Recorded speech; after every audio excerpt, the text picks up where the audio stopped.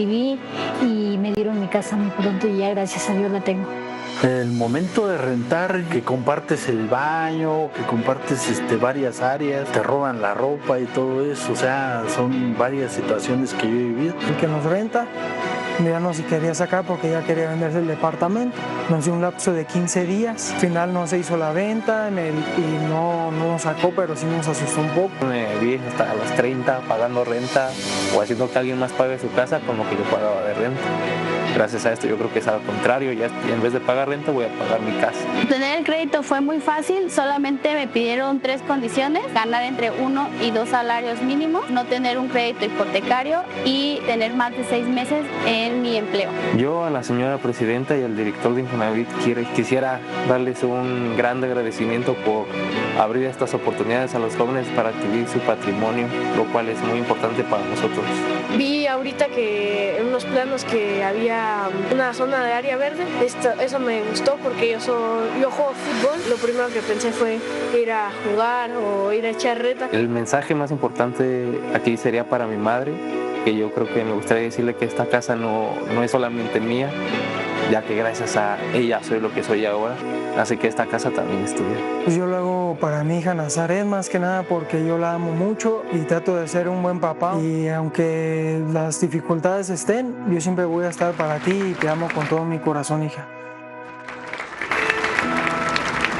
A continuación, la presidenta constitucional de los Estados Unidos mexicanos, doctora Claudia Sheinbaum Pardo, entregará viviendas a los siguientes beneficiarios. Reciben beneficiaria Infonavit del programa de vivienda para el bienestar, Cintia Valeria Pérez Ortega.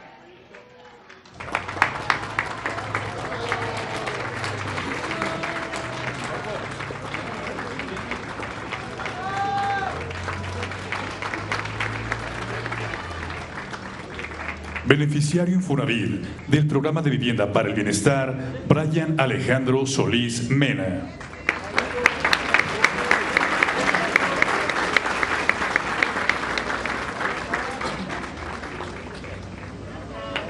Beneficiaria Infonavit de cancelación de hipoteca, Erika Bucio Torres.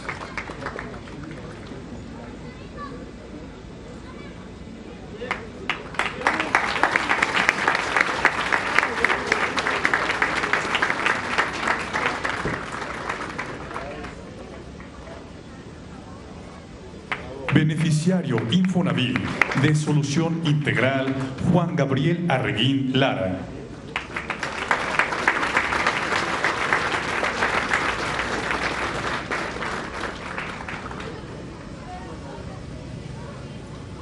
Beneficiaria Fobiste de crédito liquidado, Emma Díaz Levia.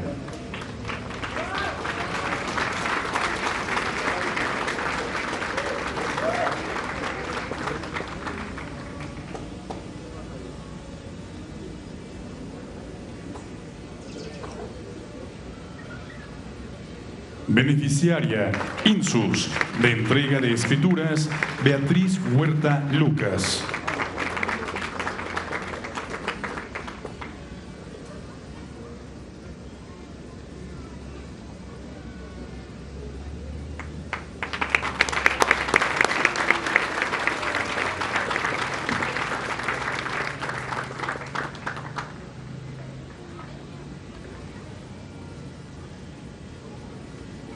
Hace uso del micrófono el beneficiario Infonavit del programa de vivienda para el bienestar, Brian Alejandro Solís Mena.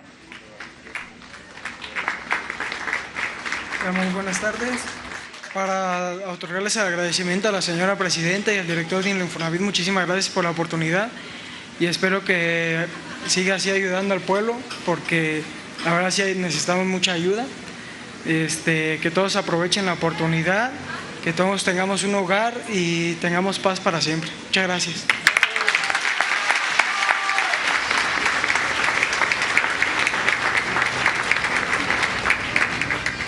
Estimado público, escuchemos el mensaje que nos dirige la presidenta constitucional de los Estados Unidos mexicanos, doctora Claudia Sheinbaum Pardo.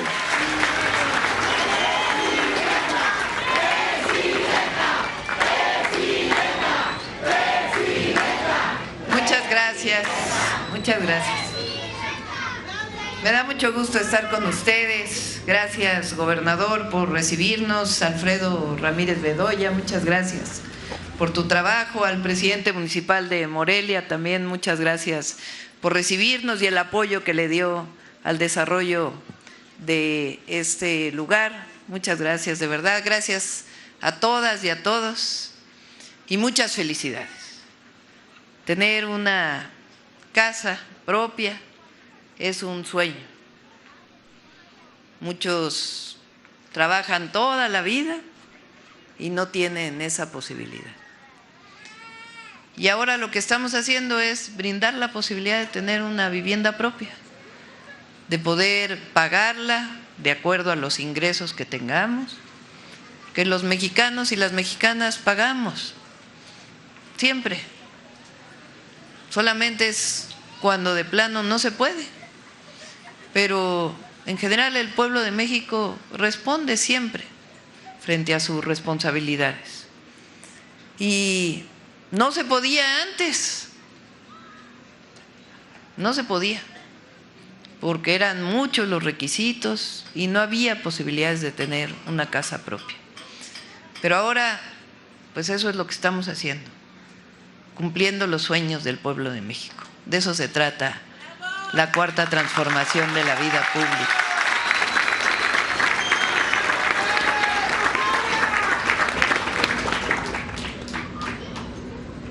Les voy a dar 3 ejemplos de cómo era antes de la transformación y ahora. Antes fueron 36 años de un periodo de gobiernos que le llamamos el periodo neoliberal, de 1982, diciembre del 82, hasta diciembre del 2018. Fueron 6 sexenios. De la Madrid, Salinas de Gortari, Cedillo, Fox, Calderón y Peña Nieto. Bueno, en ese periodo, fíjense, les voy a dar el primer ejemplo. Salario mínimo. Durante el periodo de Miguel de la Madrid, los que ya tenemos algunos años nos acordamos, los que no les platico, hubo una inflación tremenda. Bueno, tanto que el siguiente gobierno, Salinas de Gortari, tuvo que quitarle 3 ceros al peso.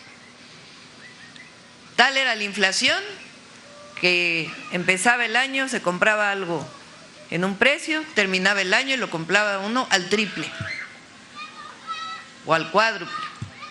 Mucha inflación. Y en ese periodo, pues no subieron los salarios. Entonces, si aumentan los precios de las cosas, no aumentan los salarios, pues alcanza para menos. Fue de 1983 al 1988 que cayeron el poder adquisitivo del salario. Y luego después, durante todo el periodo hasta 2018, no aumentó el salario mínimo. Entonces, cada vez alcanzaba para menos. Eso significa que si el salario no aumenta, pues no se puede adquirir casa, a veces no se puede tener ni siquiera suficiente alimentación. Aunque uno tenga trabajo, de todas maneras no alcanza o no alcanzaba. Y ahora el salario mínimo aumentó en 8 años 154%.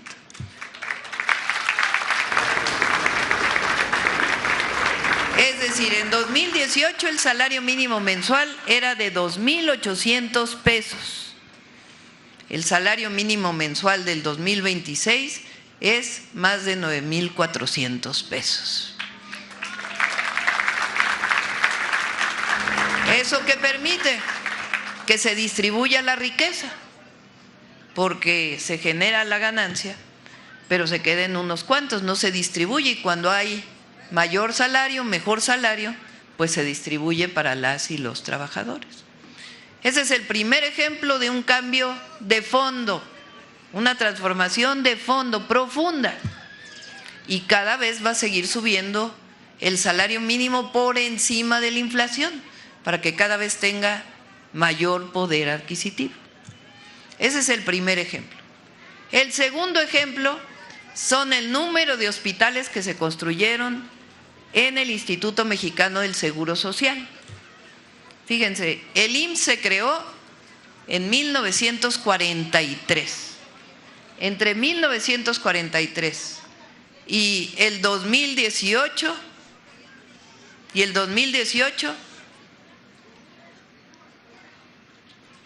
entre 1943 y el 2018, perdón, 1943 y 1982, en ese periodo, 39 años, se construyeron hospitales cuyas camas sumaron 27,000 camas, 27,000, en los primeros 39 años del IMSS. Después, en los siguientes 36 años del periodo neoliberal, se construyeron solamente 4,000 camas. O sea, en los primeros casi 40, 27,000 camas. Y en los siguientes casi 40 años, solamente 4,000 camas. ¿Qué pasó? Siguió creciendo la población, siguió creciendo el número de trabajadores. Pero el número de hospitales no fue creciendo igual. El número de médicos tampoco, el número de enfermeras tampoco. Entonces, en los primeros años muchos hospitales y en los siguientes 36 años 4,000 camas nada más. Pues, ¿qué pasó? Pues empezaron a saturar los hospitales, porque si hay más trabajadores que necesitan el servicio, pues entonces se saturan los hospitales, se saturan las unidades de medicina familiar, porque no se construyeron los hospitales que se necesitaban. Bueno, ahora, del 2018 a la fecha, vamos a construir hospitales del IMSS equivalentes a 12,000 camas para cambiar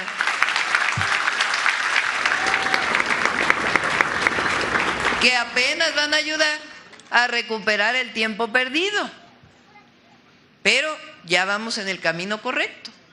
Más camas, más medicamentos, se están formando más médicos. En todo ese periodo entraban a la escuela de especialidad alrededor de 8,000 médicos generales que querían la especialidad. Ahora se están formando más del doble. Antes nada más decían es que ¿para qué hay que hacer más difícil el examen?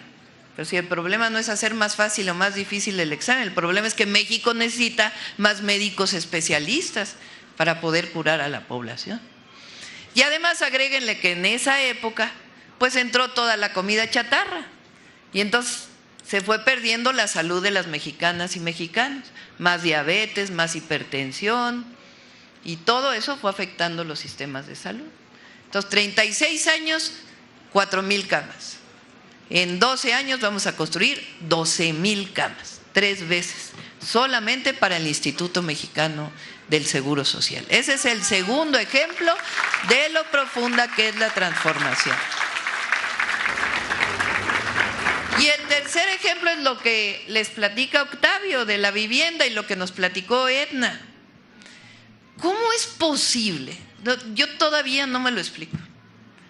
Que alguien pida 80,000 pesos de crédito, pague 300,000 pesos en 15 años y deba 1,000,000 de pesos. ¿Alguien que me explique eso? Pura robadera. El diseño de créditos, supuestamente para apoyar a las y los trabajadores, que en realidad no eran así, sino sencillamente era para seguir ingresando al Infonavit y a los desarrolladores inmobiliarios, la verdad. Pero para colmo, las viviendas que se construían estaban lejísimos, eran de 40 metros cuadrados y la mayoría de ellas sin acceso a agua, sin acceso a electricidad, sin acceso a drenaje. Pues puro negocio, la verdad. Entonces, créditos impagables en viviendas chiquititas, sin servicios y alejadas de la población.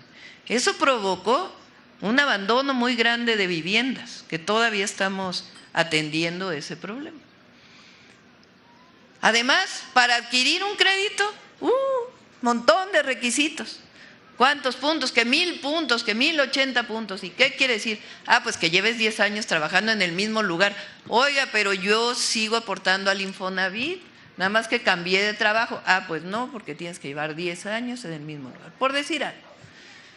Que no debes de tener ninguna otra deuda de ningún tipo. En fin, como puntos y puntos y puntos. ¿Quién podía acceder? Prácticamente nadie. Y el que ganaba un salario mínimo, no, pues ni pensarlo. Jamás iba a poder acceder a la vivienda. Bueno, pues ahora imagínense, estamos construyendo 1.800.000 viviendas para las y los mexicanos. Cerca de 1 millón solo del Infonavit. Requisitos, estar trabajando prácticamente, porque confiamos en las mexicanas y en los mexicanos.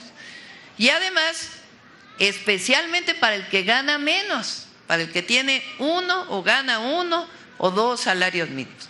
Para los demás se siguen dando créditos más accesibles que puedan utilizarse para comprar otras viviendas. No es que el que gane más de 2 salarios mínimos no tiene acceso a las viviendas, pero las viviendas del bienestar son para los que menos tienen. ¿Y eso qué hace? Pues hacer bienestar. Por eso para nosotros es una palabra que nos define, bienestar, porque luchamos, trabajamos todos los días por el bienestar del pueblo de México. ¿Qué es el bienestar? Pues alimentarnos 3 veces al día con comida saludable, que tengamos ropa suficiente, que tengamos un hogar, que tengamos un empleo con una buena remuneración, que tengamos acceso a educación para nuestros hijos y que tengamos acceso a la salud. Por eso luchamos, porque todas y todos los mexicanos tengan bienestar. Y por eso es la diferencia en el caso de la vivienda. Antes se le quitaba al pueblo, se le robaba al pueblo. Ahora somos gobiernos que le damos al pueblo.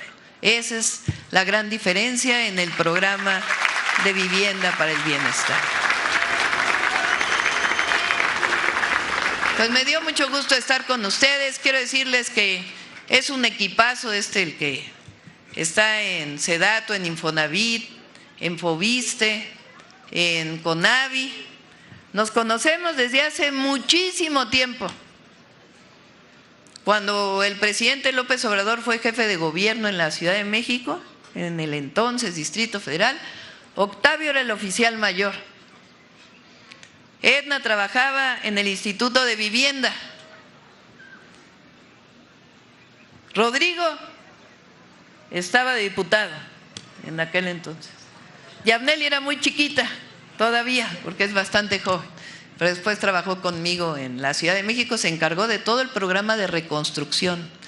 Después del sismo, le construimos prácticamente 25,000 viviendas, ¿verdad? De todos aquellos que habían perdido su vivienda con el sismo. Nos conocemos desde hace mucho. Son de primera, honestos, con una enorme convicción por la seguridad, la defensa y el bienestar del pueblo de México. Muchas gracias a todas y a todos. ¡Que viva Michoacán! ¡Que viva México! ¡Y suerte a la selección para mañana!